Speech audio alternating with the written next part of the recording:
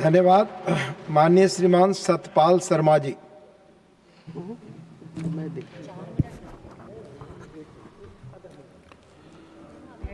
माननीय उपसभापति महोदय, मैं आपका और पार्टी का आभार प्रकट करना चाहता हूं कि आज मुझे केंद्रीय बजट के पक्ष में बोलने का मौका मिला है। बहुत कुछ इस बजट के बारे में जो कर्तव्य भवन से प्रस्तुत किया गया पहला बजट और माननीय वित्त मंत्री जी द्वारा प्रस्तुत किया गया 9वां बजट, स्पीच इस संसद के माध्यम से मैं लगभग सभी को सुन रहा था। कुछ लोगों के माध्यम से ये ध्यान में आया कि बजट क्या है, अच्छा बजट क्या है। अच्छा बजट वो है जब शेयर मार्केट बढ़ती है। अच्छा बजट वो है जो इनकम टैक्स स्लैब में कटौती यानी इनकम टैक्स का कम लगना। मैं सोचता था कि आम जनसंख्या के बीच में और हमारे बीच में क्या फर्क है। मान्यवर, ये एक ऐसा बजट है जो कोई लोक लुभावन घोषणाओं के साथ नहीं है, उसके बजाय जन कल्याण को ठोस कार्रवाई के माध्यम से बढ़ाने का प्रयत्न जो है इस बजट के माध्यम से किया गया है। आत्मनिर्भर भारत को सिद्धांत मानते हुए यह बजट संरचनात्मक सुधारों, राजकोषीय अनुशासन और निरंतर और लक्षित सार्वजनिक निवेश पर केंद्रित है। सरकार की प्रत्येक पहल का लाभ नागरिकों तक रोजगार सृजन, कृषि उत्पादकता में वृद्धि और विकसित भारत से प्रेरित बजट। मान्यवर, युवा नेतृत्व संवाद 2026 युवा शक्ति द्वारा संचालित एक विशेष बजट है। 3 कर्तव्यों पर आधारित, जिसके बारे में सभी ने बोला। आर्थिक विकास को गति देना, निरंतर बनाए रखना, नागरिकों की आकांक्षाओं को पूरा करना और एआई के अनुप्रयोगों सहित अत्याधुनिक प्रौद्योगिकियों का विकास करना है। समग्र रूप से माननीय ये कर्तव्य सुनिश्चित करेंगे कि इस देश में रहने वाला प्रत्येक परिवार, समुदाय, क्षेत्र, सेक्टर को संसाधन सुविधाओं का अवसर जो है वो समान रूप से मिले। इस बजट को हम लोग एक रिफॉर्म एक्सप्रेस के रूप में भी देख सकते हैं। मान्यवर, 2 दिन पूर्व एक बड़े नेता जो थे इकोनॉमिक सर्वे को लेकर इसके बारे में बोल रहे थे, उसके बारे में कोई चीरफाड़ कर रहे थे। इस बजट को लेकर जिसे देश के प्रधानमंत्री जी ने कहा था कि ये 5 वर्ष का एक शुरुआत है और ये 5 वर्ष तक कुछ कार्यों को हम लोगों ने पूरा करना है ताकि विकसित देशों की श्रेणी में भारत जो है 2047 में सर्वप्रथम हो। और ये कहा गया कि भारतीय जनता पार्टी कोई पट्टा लिखाकर नहीं आई है। 3 वर्ष का समय बचा है, 2 वर्ष क्यों, उसके बारे में सोचा गया। मान्यवर, जब हमारे पूर्वजों ने इस भारत को खड़ा किया था तब यह नहीं सोचा गया था कि कौन राज करेगा। सोचा यही किया था कि हम रहे ना रहे, भारत जो रहना चाहिए। प्रधानमंत्री जी ने कहा है कि 2047 में देश विकसित बनेगा। मान्यवर, हो सकता है 2047 में देखने के लिए हम ऐसे बहुत से सांसद ना रहे, लेकिन ये जो नौजवान पीढ़ी है या जो 1-2 साल पहले बच्चे पैदा हुए हैं, जो आगे होने वाले हैं, वो तो इस विकसित भारत को अवश्य देखेंगे। मेरा एक ऐसा मानना है।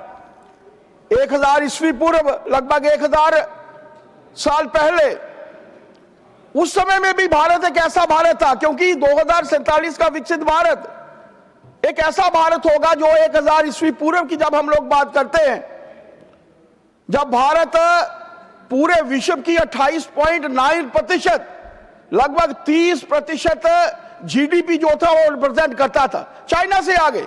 और चाइना 23% तक जो था वो सीमित था। यानी यही दोनों देश थे जो 50% से ज्यादा जीडीपी पूरे विश्व की जो थे वो रिप्रेजेंट करते थे। और ये मैं नहीं कह रहा, ये आंकड़े कहते हैं। और हमारे एक रिनाउंड इकोनॉमिस्ट है एंगस मैडिसन, उन्होंने कहा है ये ठीक है कि उसके बाद विदेशियों ने हमारे ऊपर आक्रमण किया, आक्रांताओं ने आक्रमण किया, देश को लूटा खसूटा, अंग्रेजों ने हमारे ऊपर लगभग 200 वर्ष तक का जो शासन हमारे ऊपर किया मान्यवर, लेकिन आजादी के बाद का जो भारत था और उस आजादी के बाद का आज जिस मरहले पर हम लोग पहुंचे हैं, मैं 1950 के आंकड़े आप लोगों के समक्ष आपके माध्यम से संसद में रखना चाहूंगा कि 1950 में भारत की जीडीपी कितनी थी? $20 बिलियन। लेकिन आज के संदर्भ में 2022-23 में बाकी फिगर्स भी बताऊंगा, भारत की जीडीपी जो है आज ट्रिलियंस में है, तब बिलियंस में थी, आज ट्रिलियंस में 3.35 ट्रिलियन इकॉनमी। और जब देश के प्रधानमंत्री जी ने मान्यवर सत्ता संभाली थी और उस समय देश हमारा 10वीं और 11वीं पायदान के बीच में जो था वो था, लेकिन आज विकसित देशों की श्रेणी में भारत जो है वो चौथे पायदान की तरफ पहुंचा है। और आगे हम लोग 27-28 तक ये एक्सपेक्ट कर रहे हैं कि भारत तीसरी पायदान पर पहुंचेगा। और इसके बाद लगातार कभी हम लोगों को लगता है कि ये बजट आज का बजट होना चाहिए था, कभी हम लोगों को लगता है कि इस बजट के माध्यम से हमने कल का क्यों नहीं सोचा, 21 वर्ष बाद का क्यों जो है वो सोचते हैं। मैंने मान्यवर पहले भी कहा कि वो लोग जिनके कारण आज हम यहां पर खड़े हैं, जिनके कारण ये सुरक्षित भारत का हम लोग हिस्सा हैं, हमें उन लोगों को भी मान्यवर याद करना चाहिए। 1950 में प्रति आय एक इंडिविजुअल की प्रति आय जो थी मात्र 265 रुपए थी, लेकिन आज का समय में, आज के संदर्भ में अगर हम लोग बात करते हैं मान्यवर, ये 2,70,000 1000 टाइम्स आज हम लोग, हमारा इंडिविजुअल जो है भारतवर्ष में ज्यादा जो है कमा रहा है, यानी जिस ग्रोथ रेट से हम लोग आगे बढ़ रहे हैं। और ये मानकर चलिए कि विकसित देशों की श्रेणी में हम लोग पहुंचेंगे। मान्यवर ये बदला हुआ भारत है, ये ठीक मैंने पहले भी कहा कि हो सकता है हम लोग ना देख पाए इस भारत को, इस बदले हुए भारत को, विकसित भारत को, लेकिन हमारी नौजवान पीढ़ी, हमारे देश के बच्चे जो हैं अवश्य देखेंगे। मान्यवर कल जम्मू कश्मीर से मेरे एक मित्र जो थे बड़े चिंतित थे, कह रहे थे कि जम्मू कश्मीर के लिए कुछ नहीं हुआ। मान्यवर मैं उनको पूछना चाहता हूं आज, हालांकि आपके माध्यम से वो संसद में नहीं है, लेकिन मैं ये पूछना चाहता हूं कि वो इतिहास जो जम्मू कश्मीर आज यहां पर पहुंचा है वो किसके कारण है? 13 जुलाई 1931 जब महाराजा के विरुद्ध बगावत की गई थी, महाराजा का कसूर इतना ही था कि वो पूरे प्रदेश भर में सभी लोगों को साथ लेकर चलने की, सबका साथ सबका विकास, महाराजा भी उसी तरीके से जो थे वो चलते थे कि सभी धर्मों को एक सम्मान, सभी धर्मों को साथ लेकर चलना। लेकिन महाराजा के विरुद्ध बगावत की गई, वो कौन नेता थे जिसके कारण आज जम्मू कश्मीर जो है वो भुगत रहा है अलगाववाद? अगर उसमें अलगाववाद बड़ा है, आतंकवाद बड़ा है, तो ये उन्हीं लोगों की देन थी जिन्होंने हमें 2 प्रधान दिए, 2 निशान दिए और 2 जो थे वो विधान दिए।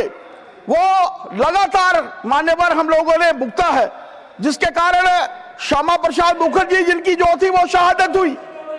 भारत माता का झंडा लेकर, मान्यवर भारत माता का झंडा लेकर आजादी के बाद 1950 की मैं बात कर रहा हूं, जब भारत जो था वो आजाद हो चुका था, जम्मू कश्मीर भारत का अभिन्न अंग बन चुका था। 26 अक्टूबर 1947 को भारत माता का झंडा लेकर चलना भी अपराध समझा जाता था, गोली मार दी जाती। और ये कारण हुआ तो उन्हीं लोगों के कारण, उसी पॉलिटिकल पार्टी के कारण जो लगातार से परिवारवाद को बढ़ावा देती हुई आज यहां पर पहुंची है। मान्यवर मैं ये कहना चाहता हूं कि देश के प्रधानमंत्री जी के आने के बाद और 5 अगस्त 2019 के बाद मान्यवर एक ऐसा वातावरण बना है, इससे पहले जो 100 परिवारों को छोड़कर सभी ने तशद्दुद का वातावरण जो है वो सहा है। आज कोई पत्थरबाजी नहीं है, कोई आतंकवाद नहीं है, बच्चों के बस्तों में आज मान्यवर पत्थर नहीं किताबें हैं, लैपटॉप है। और इसके लिए हम लोग देश के प्रधानमंत्री जी का धन्यवाद करना चाहता हूं मैं। और आज जम्मू कश्मीर ने जिस तरीके से गति पकड़ी है, मैं उसके लिए भी प्रधानमंत्री जी का धन्यवाद मान्यवर करना चाहता हूं। जम्मू कश्मीर के बारे में उन्होंने कहा कि बहुत कम पैसा दिया है, मैं कुछ आंकड़े आपके समक्ष आपके माध्यम से रखना चाहता हूं कि कुल आवंटन जो है वो 43,290 इस पर दिया गया है, जबकि पिछली बार के मुकाबले में ये 2,000 करोड़ का आवंटन जो है वो ज्यादा है। बहुत कुछ जम्मू, मैं एक आधे मिनट में समाप्त करूंगा। बहुत कुछ मान्यवर इस बजट के माध्यम से जम्मू कश्मीर को मिला है, लेकिन अंत में मैं यही कहना चाहूंगा कि आजादी के समय हमारी आबादी बहुत ज्यादा नहीं थी, लेकिन आज हम लोग यहां पर पहुंचे हैं। उस वक्त भी 2 गुजराती थे, पटेल साहब थे, महात्मा गांधी थे, जिन्होंने देश की पूरी जनता को लेकर इस देश की आजादी में जो थी लड़ाई लड़ी थी। मान्यवर आज भी 2 गुजराती हैं, हम लोग उनका साथ दें। अगर उन्होंने कहा है कि विकसित देशों की श्रेणी में भारत जो है वो सर्वप्रथम करे, सर्वप्रथम पहुंचेगा, तो मानिए, आप लोग माने ना माने, जनता ने मन बना लिया है। देश विकसित देशों की श्रेणी में आगे होगा। 2047 में मेरा भारत विकसित होगा। मैं मान्यवर आपका बहुत बहुत धन्यवाद करना चाहता हूं। बहुत बहुत शुक्रिया। माननीय सदस्यगण, अभी 50